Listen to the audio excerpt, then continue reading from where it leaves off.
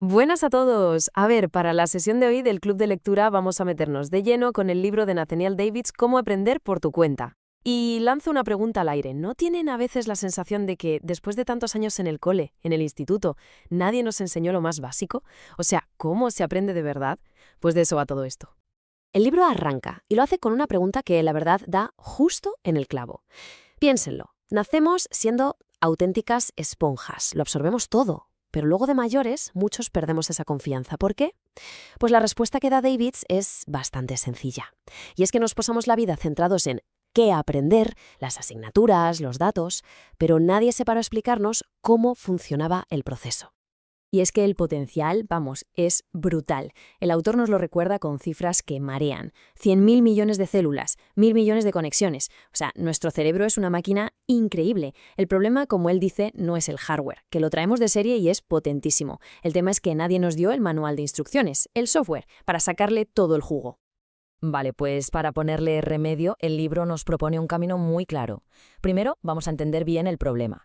Luego, atacaremos los tres pilares fundamentales: la mentalidad y el estilo de vida, la absorción activa y la comprensión profunda. Y para terminar, la guinda del pastel, la estrategia definitiva. Así que, al lío. Venga, pues vamos con la primera parte. Vamos a desmontar ese gran mito que a tantos nos ha frenado alguna vez. La idea de que hay gente que nace siendo un genio y ya está. Y para ilustrarlo, el autor tira de una historia personal que seguro que le suena a más de uno. Él, en la universidad, matándose a estudiar, agobiadísimo. Y su compañero de habitación, un tal Scott, sacando notazas en todo como si nada, como si se lo supiera de nacimiento. El típico genio que todos hemos tenido en clase, ¿verdad? Pero claro, aquí viene lo bueno.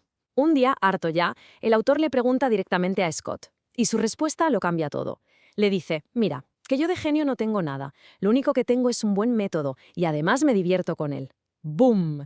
Esa simple confesión fue la chispa que encendió todo, el origen de este libro. No era magia, era método. Vale, entonces, si la cosa no va de ser un genio, ¿de qué va? Pues aquí es donde entra en juego el primer pilar, que para mí es el más importante: la mentalidad. Es el cimiento sobre el que se construye todo lo demás. Es lo que tienes en la cabeza antes incluso de empezar a estudiar.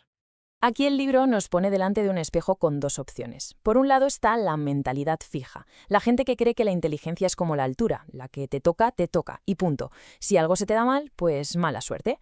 Y por otro lado está la mentalidad de crecimiento, que es ver la inteligencia como un músculo. Cuanto más lo entrenas, más fuerte se vuelve. Y esta es la idea central de este pilar. Según David, el cambio más poderoso que se puede hacer, el que de verdad marca la diferencia, es interiorizar esto. El esfuerzo y la estrategia le ganan la partida al talento innato. Siempre. Es lo que te permite seguir avanzando cuando las cosas se ponen difíciles. Pero ojo, que la mentalidad no lo es todo. El cerebro es un órgano físico y hay que cuidarlo. El libro es súper claro con esto y habla de tres cosas que no son negociables: la dieta, o sea, darle buen combustible como el omega 3 y menos porquerías; el descanso, porque es durmiendo cuando el cerebro ordena y guarda la información; y el ejercicio, que es como echarle aceite al motor para que todo fluya mejor. Muy bien. Ya tenemos la base, una mentalidad de crecimiento y un cuerpo sano. Ahora toca la parte práctica: cómo metemos la información en la cabeza de forma eficiente. De eso va el segundo pilar, la absorción activa. La idea es trabajar de forma más inteligente, no necesariamente más horas. Y el primer gran cuello de botella, según el libro, es la lectura. Fíjense en el dato. Un adulto promedio lee unas 300 palabras por minuto.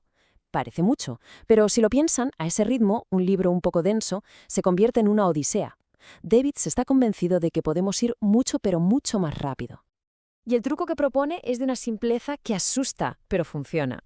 Consiste en usar un boli, o el dedo, para seguir la línea que estás leyendo, pero moviéndolo un poco más rápido de tu ritmo normal. ¿Qué consigues con esto? Pues obligas a tus ojos a no detenerse y a no volver atrás, que son los dos vicios que nos ralentizan. Es un truco genial, de verdad. Claro, de nada sirve leer a toda velocidad si luego no se nos queda nada. Por eso el otro punto clave de la absorción es tomar apuntes. Y aquí el autor es muy crítico con lo que hacemos casi todos: transcribir como si fuéramos fotocopiadoras. Él defiende justo lo contrario. Tomar apuntes es un diálogo con el texto. Es hacerte preguntas, crear mapas mentales, conectar una idea con otra. Es procesar, no copiar. Venga, seguimos avanzando. Ya tenemos la mentalidad correcta y sabemos cómo meter información de forma eficiente. Pero ahora viene la pregunta del millón. ¿Cómo hacemos para que esa información se quede ahí dentro y la entendamos de verdad? De esto va el tercer y último pilar, la comprensión profunda. Y para esto, el libro nos presenta una herramienta que es oro puro, la técnica Feynman. Es súper simple en concepto, pero muy potente. Coges una idea que quieres aprender y tratas de explicársela a alguien que no sabe nada del tema, como a un niño. En el momento en que te atascas, usas palabras complicadas o dudas, ahí está, ahí has encontrado un agujero en tu comprensión. Entonces, vuelves al material original, rellenas ese hueco y lo intentas de nuevo. La frase del propio Feynman lo resume a la perfección. La verdadera señal de que entiendes algo no es usar palabras rimbombantes, sino ser capaz de explicarlo de forma gráfica y sencilla. Si necesitas tirar de jerga técnica todo el rato, quizá es que ni tú mismo lo tienes tan claro. Y para que esa comprensión no sea flor de un día, el libro nos habla de la repetición espaciada. Esto es básicamente lo contrario a pegarse el atracón de estudiar la noche antes de un examen. La idea es repasar la información a intervalos de tiempo cada vez más largos. Se trata de recordarle a tu cerebro la información justo cuando está a punto de olvidarla. Cada vez que haces eso, la conexión neuronal se hace más y más fuerte. Y ahora llegamos al final, a la que el autor llama la estrategia definitiva. De verdad, si solo se pudieran quedar con una cosa de todo el libro, que sea esta. Porque esto, según él, es lo que de verdad marca la diferencia entre los que aprueban y los que sacan matrícula. Y aquí es donde el libro nos rompe un poco los esquemas. Porque resulta que, según varios estudios, los dos factores que todos pensamos que son clave para el éxito, el cociente intelectual y el número de horas que le echas, en realidad no son los mejores predictores de las notas finales.